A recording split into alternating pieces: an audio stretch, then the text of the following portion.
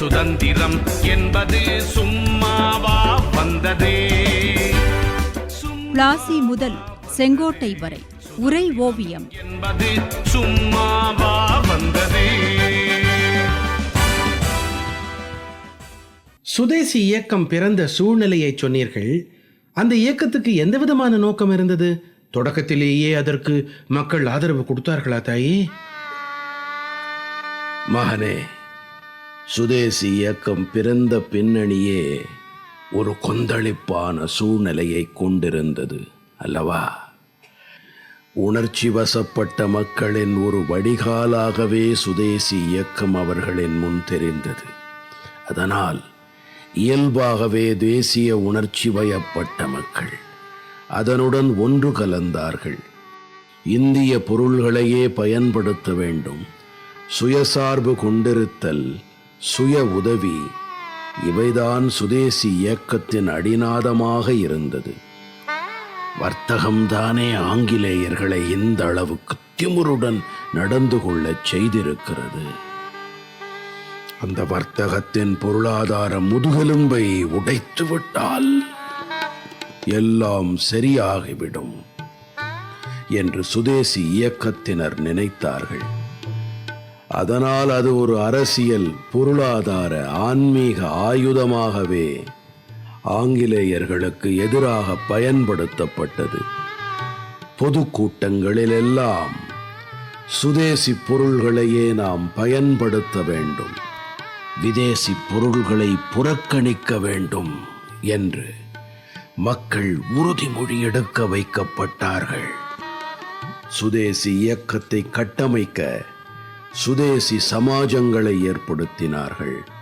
அவற்றின் மூலம் சுதேசி வேலைவாய்ப்பு திட்டங்களை அதன் தொண்டர்கள் கவனித்துக் கொண்டார்கள்.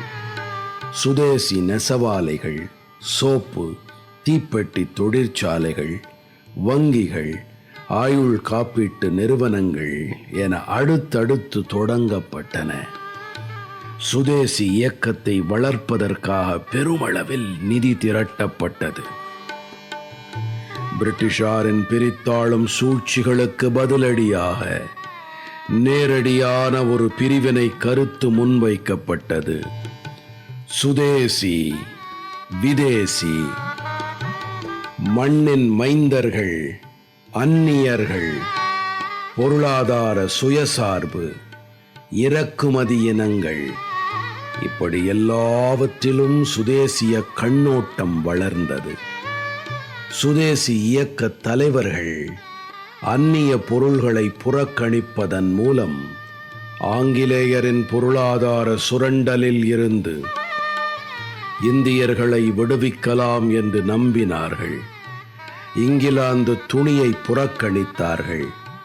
ஆங்கில அரசாங்கம் அளித்த கௌரவ பட்டங்களை துறந்தார்கள். சட்டமன்றங்கள், உள்ளாட்சி மன்றங்களில் இருந்து விலகினார்கள். அந்நிய பொருள்களை வாங்குபவர்களை சமூக விலக்கம் செய்தார்கள். வெளிநாட்டு மருந்துகளை நோயாளிகள் ஏற்க மறுத்தார்கள். வெளிநாட்டு சிகரெட்டுகளையும் மான்செஸ்டர் துணிகளையும் பொது இடங்களில் தீயிட்டு கொளுத்தினார்கள். விதேசி பொருள்களை, அதாவது அந்நிய நாட்டு பொருள்களை மட்டும் அவர்கள் புறக்கணிக்கவில்லை, கூடவே விதேசி கருத்துக்களையும் புறக்கணித்தார்கள்.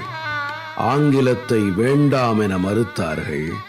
மேற்கத்திய கல்வி முறையை இகழ்ந்தார்கள். இவற்றுக்கு மாற்றாக இந்திய பண்பாடு, இந்திய தத்துவங்கள், மரபு வாழ்க்கை ஆகியவற்றை பொதுவெளியில் புகழ்ந்தார்கள். இந்தியர்களின் கடந்த கால பெருமைகளை பொதுக்கூட்டங்களில் பேசினார்கள். தேசிய உணர்ச்சியை இளைஞர்களுக்கு ஏற்படுத்த தேசிய கல்விக்கூடங்களை ஏற்படுத்தினார்கள். இந்த கல்விக்கூடங்களில் தொழிற்கல்வி, உடற்பயிற்சி கல்வி, ஏட்டுக்கல்வி என பலவும் போதிக்கப்பட்டது. மாணவர்களிடம் நாட்டுப்பற்றும், சுயசார்பு உடைமையும், தியாக மனப்பான்மையும் வளர்த்தெடுக்கப்பட்டன.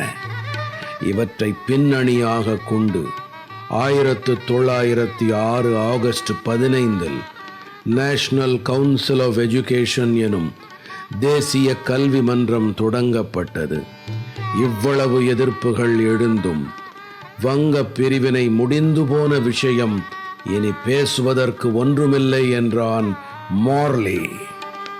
அதனால் தங்கள் போராட்ட உத்திகளை சுதேசி இயக்கத்தினர் மாற்றிக்கொண்டார்கள். அது பார்க்க போனால் சாத்வீக எதிர்ப்புதான். ஆனால் அதன் தாக்கம் பெருமளவில் எதிரொலித்ததே.